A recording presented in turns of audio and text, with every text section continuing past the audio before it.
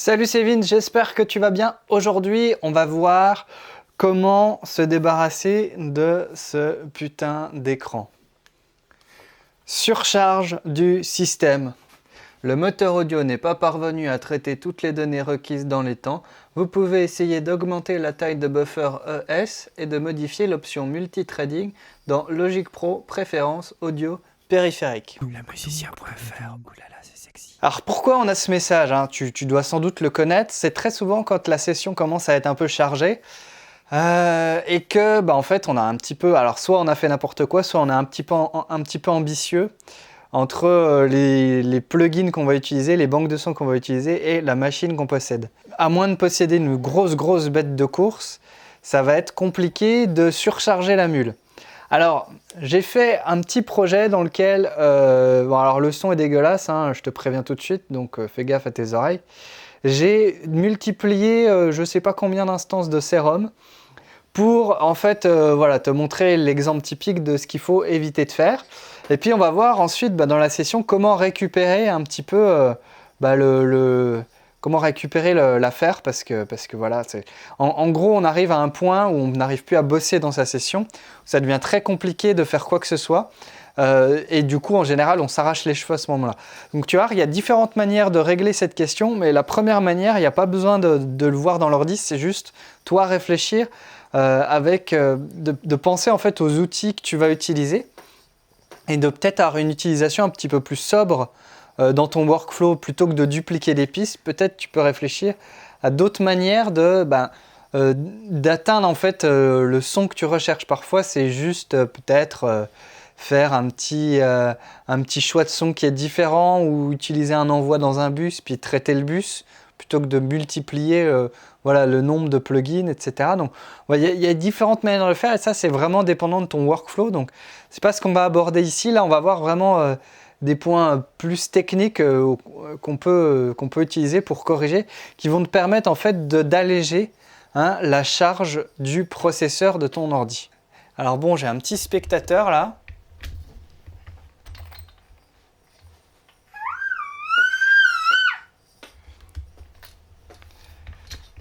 Donc j'espère qu'on va réussir à faire quelque chose de correct, mais normalement il ne devrait pas trop nous embêter. C'est plutôt un bon public. Ok, alors c'est la troisième fois que je refais cette vidéo, donc je t'avoue que je suis un petit peu gavé. Mais on va aller à l'essentiel, comme ça on va dire que c'était la répétition. Du coup je me retrouve avec mon projet, là j'ai dupliqué en gros X pistes, donc j'ai 4 lignes de basse. J'ai 4 lignes de pad. Et j'ai 4, 8, j'ai 10 leads. Voilà, et avec un petit drummer électro. Voilà, et du coup on voit que mon truc il craque, hein, il supporte plus. En même temps c'est normal, hein, je lui ai mis 18 sérums dans la face. Donc ce qu'on va faire, qu'on va aller dans préférences audio. Là tu peux regarder si au niveau de ton buffer tu peux déjà bidouiller quelque chose, mais en général pour ce genre en tout cas de soucis là, ça va pas résoudre vraiment ton problème. Donc là tu vois que en plus j'ai la taille du buffer mis au max, c'est un reste de la vidéo précédente que j'ai foiré. Voilà. Et du coup on va dire d'une manière générale, hein, la taille du buffer c'est en fait c'est une petite zone tampon qui va permettre, si tu veux, à l'ordi de faire justement faire tampon entre les informations qu'il a à traiter et toi ce que tu vas entendre. En gros. Du coup, c'est comme si tu lui laissais un temps de précalcul plus ou moins long pour les données en temps réel. Tu vois, c'est ES, c'est entrée-sortie en gros. Donc, d'une manière générale, le buffer, on essaie de réduire sa taille au maximum quand on fait de la prise de son pour être au maximum en temps réel. Tu vois que si je réduis la latence, elle est réduite. Donc là, ça va vraiment dépendre de la qualité de ta carte son. Et si tu es en mixage, tu peux te permettre d'augmenter le buffer parce que tu n'as plus besoin, si tu veux, de traiter en temps réel. Donc c'est un petit peu comme ça qu'on cogite. Une autre manière de régler la question, c'est peut-être de regarder ici dans segment de calcul, qu'en gros, c'est le nombre de si tu veux, de voies de calcul que peut utiliser ton processeur. Donc là, je l'ai intentionnellement baissé à 2 parce que si je le mets en mode automatique, en gros, il va supporter la tâche. Donc c'est un truc à vérifier. D'une manière générale, il est en automatique. Donc en gros, il va utiliser au maximum ce que ton processeur peut faire. Si j'applique, tu vas voir que...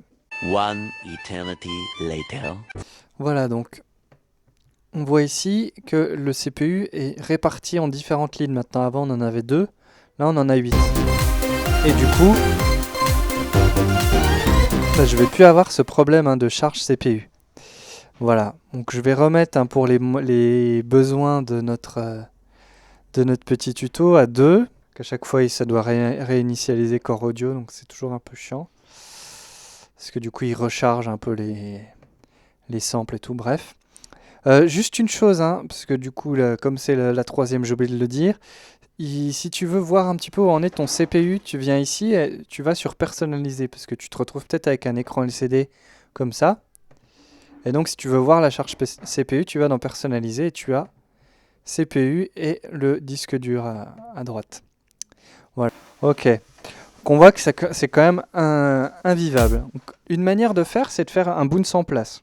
Le bounce en place, il va en gros exporter ta région MIDI par exemple, ou ta région audio si tu utilises une Apple Loops, en une nouvelle région. Donc si par exemple tu as une Apple Loops avec plein d'effets que tu as mis et tout ça, et ben tu vas pouvoir créer un petit clip audio à partir de ça. Voilà. Donc là j'ai bien mon clip audio, donc à la base on avait ça. Ok, et on a ça. Voilà.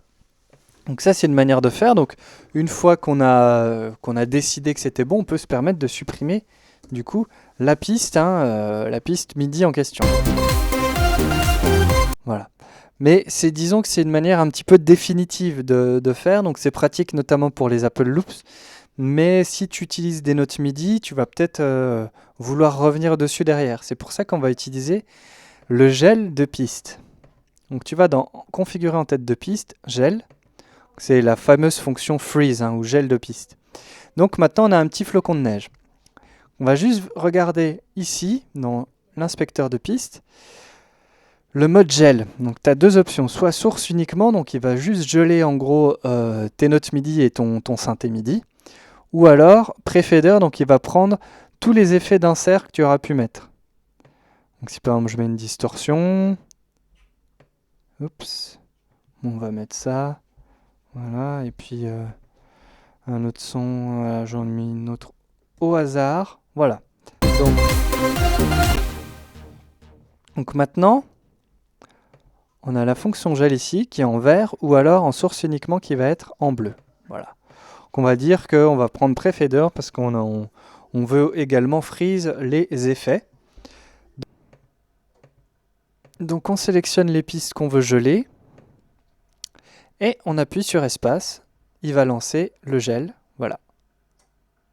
Ok, et il va jusqu'au bout du projet, d'accord? Donc c'est un truc à garder en tête. Et donc une fois que c'est gelé, on ne peut plus, si tu veux, agir sur cette piste.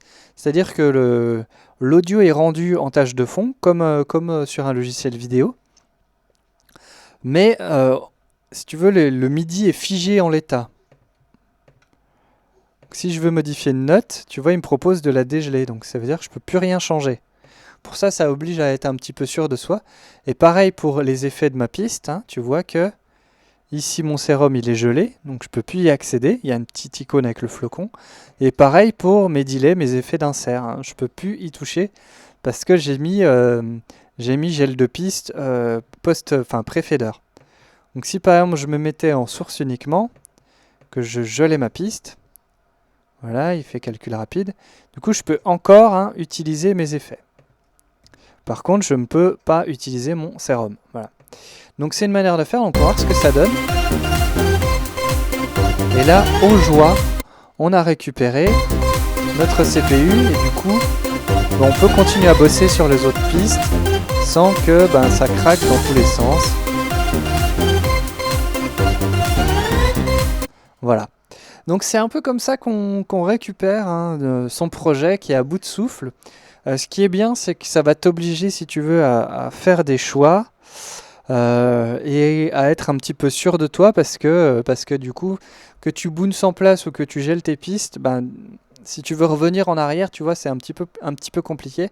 Donc je te conseille vraiment d'utiliser le gel de piste ben, dans plein d'occasions. Et puis d'ailleurs, si pas que, pas que quand tu es en galère de processeur, mais aussi, bah, pourquoi pas, voilà, pour figer quelque chose, ça t'évite aussi de la modifier par inadvertance, puisque si tu le déplaces, tu vois que c'est un peu comme si elle était verrouillée, sachant que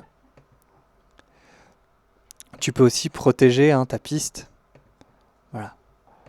Mais bon, c'est encore autre chose, mais voilà. Bref, n'oublie pas que l'option de gel, tu vas le retrouver dans d'autres logiciels, hein, et pas que dans le Logic. Il faut juste regarder, ça s'appelle Freeze ou Gel, voilà, de piste. Ça va peut-être se présenter un peu différemment, mais en gros, c'est la même chose. Si cette vidéo t'a été utile, n'hésite pas à mettre le petit pouce en l'air, à t'abonner à la chaîne avec la petite cloche. Je te laisse, fais plein de musique, ciao.